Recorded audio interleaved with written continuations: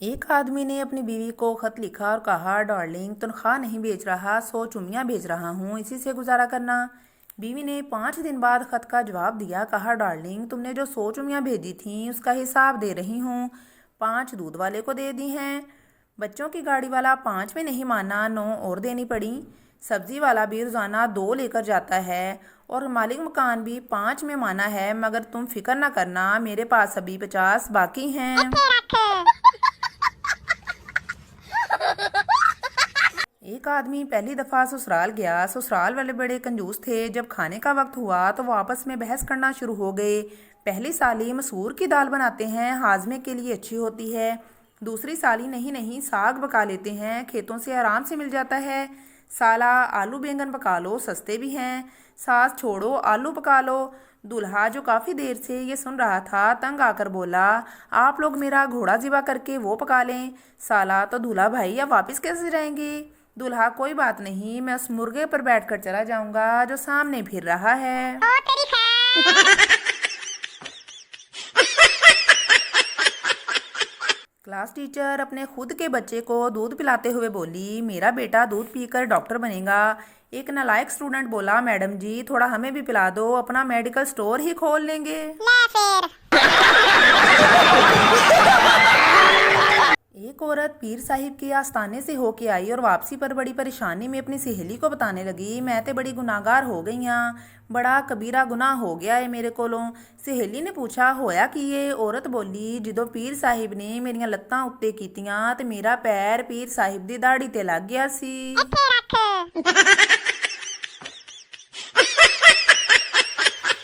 एक शख्स टेलीविजन पर एक प्रोग्राम देख रहा था और साथ रो भी रहा था। इसी दौरान उसका एक दोस्त उससे मिलने आया और उसने रोने की वजह दरियाफ्त की तो आदमी ने बताया, मेरा इनाम निकल आया है। उसके दोस्त ने कहा, यह तो बहुत खुशी की बात है, मगर रो क्यों रहे हो। आदमी ने जवाब दिया, मैं इसीलिए रो रहा हूँ कि ये प्रोग्राम डाकू भी शौक से देखते हैं। बेड़ा गरक। जीएफ भाई को भाई से जुदा करती है, जीएफ माँ को बेटे से जुदा करती है, जीएफ शोहर और बीवी के बीच झगड़ा पैदा कर देती है, जीएफ इंसान को दुनिया से दूर कर देती है, जीएफ घर में झगड़ा कर देती है।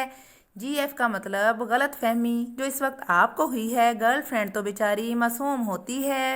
Oh my God! एक साहिब बीवी से, आज मैं तुम्हारा 5 लाख का बीमा करवा के आया हूँ। बीवी हैरान होकर, 5 लाख? शोहर, जी हाँ, अब तुम जब चाहो मुझे 5 लाख का मालिक बना सकती हो। हाय ओए रब्बा।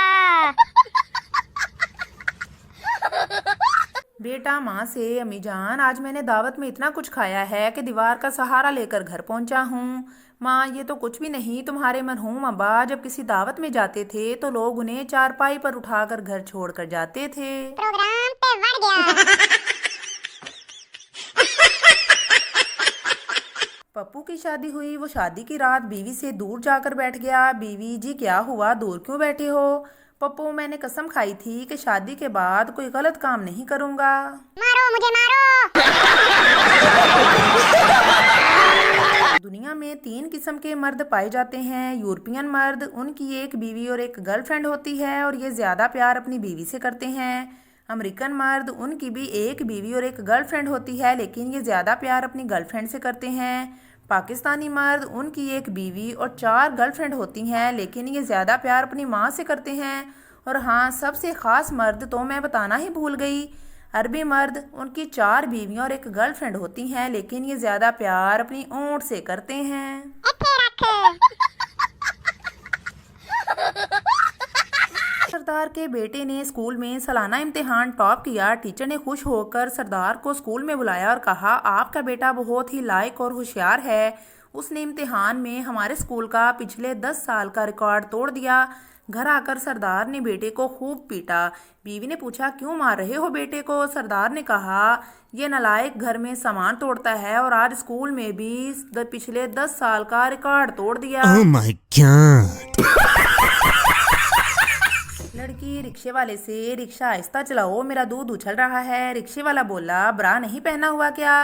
लड़की बोली, अब एक खोते के बच्चे डिब्बे वाला दूध उछल रहा है। मारो मुझे मारो। बेगम, आपकी नीली शर्ट इस्त्री करते हुए जल गई। शोहर, कोई बात नहीं, मेरे पास वैसी 3 शर्ट और भी हैं। समझदार बेगम बोली, मुझे पता है, मैंने उन तीनों शर्टों से थोड़ा थोड़ा कपड़ा काट कर जली हुई शर्ट में लगाकर ठीक कर दिया। सत्यानाश। एक बार सरदार शर्ट उतारकर बालकनी में खड़ा था। सरदार के पड़ोसी ने ये देखा तो उसकी तारीफ करते हुए बोला, वाह सरदार साहिब, क्या सीना है। सरदार खुश होते हुए बोला, अरे ये तो कुछ भी नहीं, एक बार घर आकर अपनी भाभी का देखेंगे तो पागल हो जाएंगे। ओ तेरी खैर। मैंने अपनी हमसाई से पढ़ने के लिए रसाला मांगा तो उसने कहा, मैं रसाला नहीं दिया करती, अब यहाँ बैठकर जितना चाहे पढ़ लें। चंद रोज बाद वो हमारे पास झाड़ू मांगने आई। मैंने कहा, हम किसी को झाड़ू नहीं दिया करते, आपको जितनी झाड़ू लगानी है यहीं लगा दें, एंज तो फिर एंज ही सही। निकाह ख्वाह लड़की से तीसरी और आखिरी बार पूछ रहा हूँ कि आपको कबूल है। लड़की खामोश, कुछ नहीं बोला। बाप शशो पंच में, माँ गशी में, घर वाले, क्या ये किसी और को पसंद करती है? रिश्तेदार, ज़रूर किसी लड़के के साथ चक्कर है। लड़की घूंघट उठाती है, थोड़ा शर्माती है, मुंह साइड में घुमाकर थूकती है, फिर कांपते हुए होंठों से कहती है, कबूल है, कबूल है, कबूल है। सर हिलाना काफ़ी नहीं था, मुंह से गुड़ फेंकवा कर ही दम लिया। पप्पू अस्पताल गया तो देखा वहाँ एक लड़की रो रही थी। पप्पू ने लड़की से पूछा, क्यों रो रही हो? लड़की बोली, खून टेस्ट करवाना है, उंगली काटनी पड़ेगी। ये सुनकर पप्पू भी रोने लगा। लड़की ने पूछा, क्या हुआ? पप्पू बोला, मैं तो पेशाब टेस्ट करवाने आया हूँ, मेरा क्या होगा? मिर्जा गालिब एक दिन अपनी महबूबा के घर के बाहर दीवार पर पेशाब करते हुए पकड़े गए। उसके बाप ने कहा, तुम्हें इस तरह की हरकत करते हुए थोड़ा तो सोचना चाहिए। बालकनी में खड़ी उसकी महबूबा ये सब देख रही थी तो मिर्जा गालिब कहते हैं, तेरी जुदाई में अब ये क्या हाल हो गया? आंसू निकल रहे हैं रास्ते बदल बदल कर। Oh my god.